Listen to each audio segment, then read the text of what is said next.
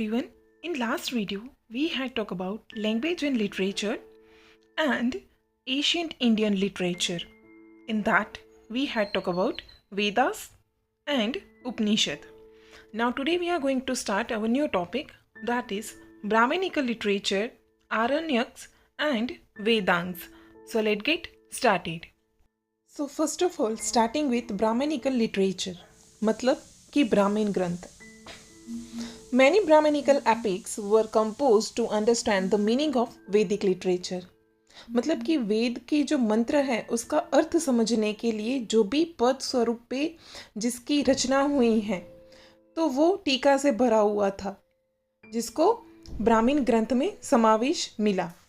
Any critical appreciation based on Vedas composed in the poetic form of included in Brahmanical literature. Vedic literature and directive principles regarding behavior have been explained broadly. कि इसके अंदर different type के यज्ञ और उसके लगती जितनी भी विधियां हैं तो उसका पूरा जो मार्गदर्शन है, डायरेक्शन है, तो वो ब्राह्मण ग्रंथ के अंदर दिया गया है. Now talking about Aranyakas. Aryans used to spend the last phase of life in Aranyaks, making their ashrams in Aranyaks forest. के आर्यंस थे, उन्होंने अपना जो लास्ट टाइम था मतलब कि जीवन का अंतिम समय तो उन्होंने आरण्य में जाके बिताया जहाँ पे फॉरेस्ट के अंदर या आरण्य जिसे कहा जाए तो उसमें उन्होंने आश्रम्स बांधे. They composed to literature based on philosophy, which was the result of their deep thinking. It is known as Aranyaks. Aryans थे, वो आश्रम में जाके कंटिन्यू चिंतन करने लगे मतलब कि उनके पास फिलोसॉफी से भरा हुआ एक अच्छा सा नॉलेजेबल साहित्य आ गया जिसको आरण्यक कहा जाता है. Now talking about Vedangs. The Vedangs literature deals with the religious practices and rituals, grammar, astrology and astronomy. तो वेदांग के अंदर कौन सी चीज़ें ऐड होती है तो उसके अंदर ग्रामर है, एस्ट्रोनॉमी है, एस्ट्रोलॉजी है और रिलीजियस प्रैक्टिसेस मतलब कि कर्मकांड जिसे कहा जाए, ज्योतिषी जिसे कहा जाए, तो ये सारी चीज़ें वेदांग के अंदर इंक्लूडेड हैं. The Ramayana and the Mahabharata are two great Indian epics कि जैसे हम सबको पता है कि रामायण और महाभारत जो दोनों भारत के महाकाव्य हैं.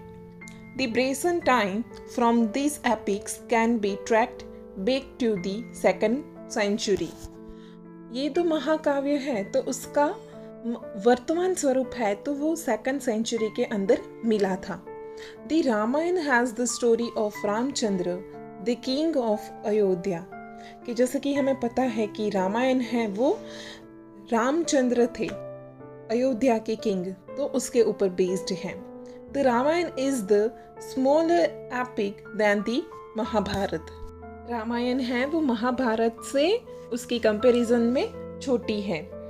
It narrates many attractive stories of adventure कि जिसके अंदर दिलचस्प घटनाएं और उसके साहस हैं जो इसके अंदर दिखाए हैं.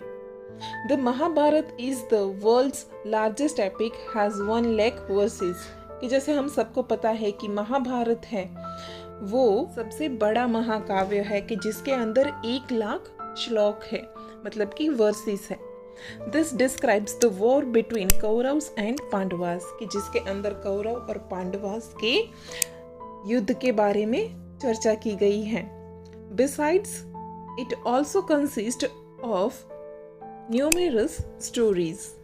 इसके अलावा भी उसके अंदर छोटी मोटी स्टोरीज है वो ऐड की गई है. The Bhagavad Gita, a part of Mahabharata, expounds the deep philosophical principles. कि महाभारत के अंदर श्रीमद् भगवद गीता का गहन भी इसी सिद्धांत का विवेचन करता है.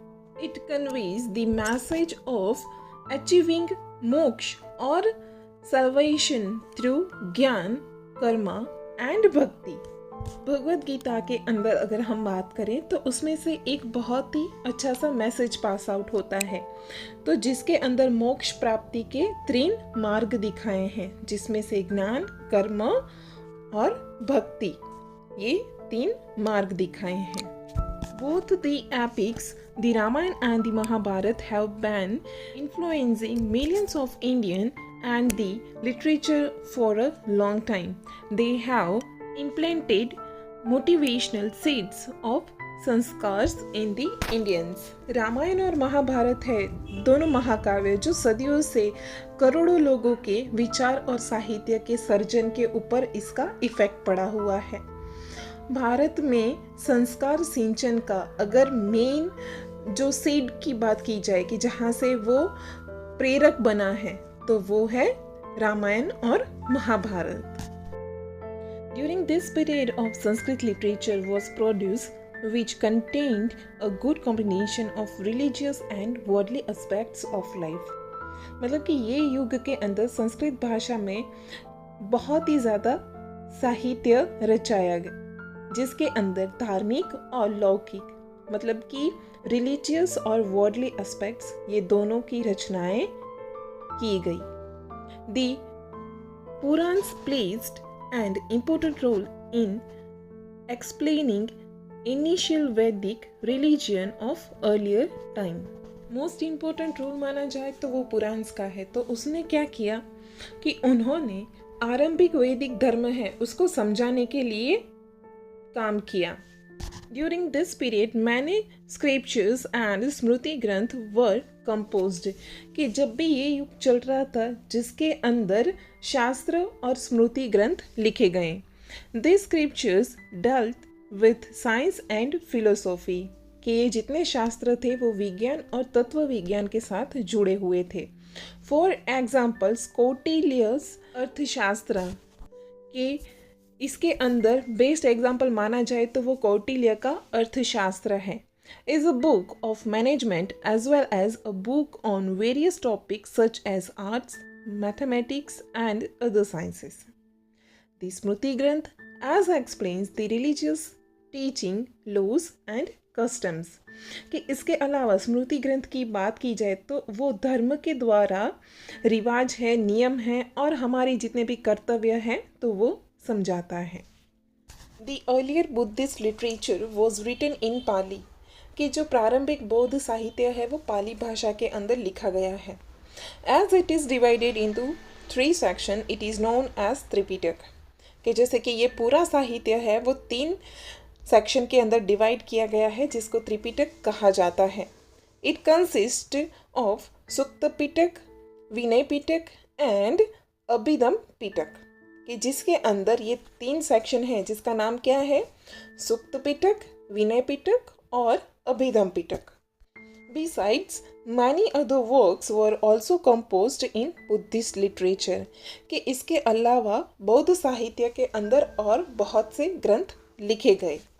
गुप्त period was known as the golden period for the growth and development of Sanskrit poems and dramas, कि जो गुप्त पीरियड था जिसको गोल्डन पीरियड माना जाता है, किस चीज़ का, तो जिसके अंदर डेवलपमेंट हुआ संस्कृत पोएम्स का और ड्रामास का।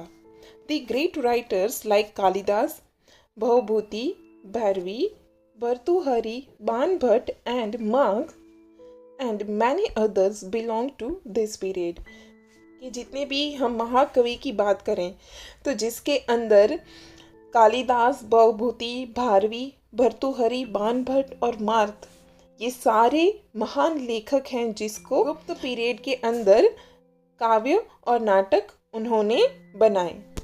Of this Kalidas is known all over the world, कि ये सब में से कालिदास है वो विश्वविख्यात है।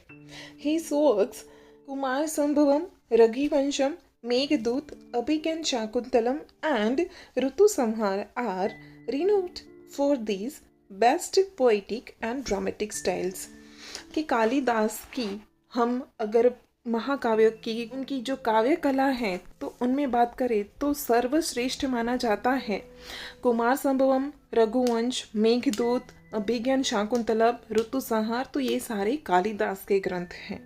Baan wrote the Kadambari and Harshcharit, a biography of King Harsh.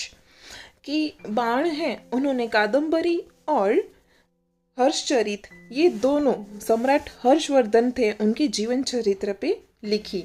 Other works of this period are Bhavabhuti's Uttara Ramacharita, Bharavi's Kiratarjuniyam, Vishakhadatta's Mudrarakshasa, Shudraka's Mricchakatika and Dandin's Dashakumara चरित.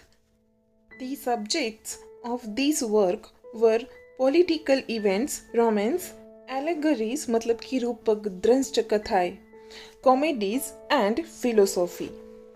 कि इसके अलावा हमने जितने भी चर्चा की जैसे कि बहुभूतिस की जो उत्तर रामचरित है, भारवी की किरातार्जुनीयम है, विशाखादत्त की मुद्र रक्षक है, शूद्राक्ष की मृच्छकटिकम और दंडी की दशकुमार चरित है, ये सबका समावेश होता है.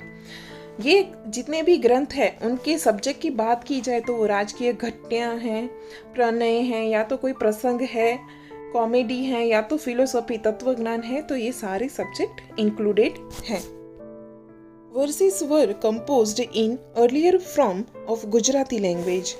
कि जूनी गुजराती भाषा थी जिसमें पद्य साहित्य रचा गया.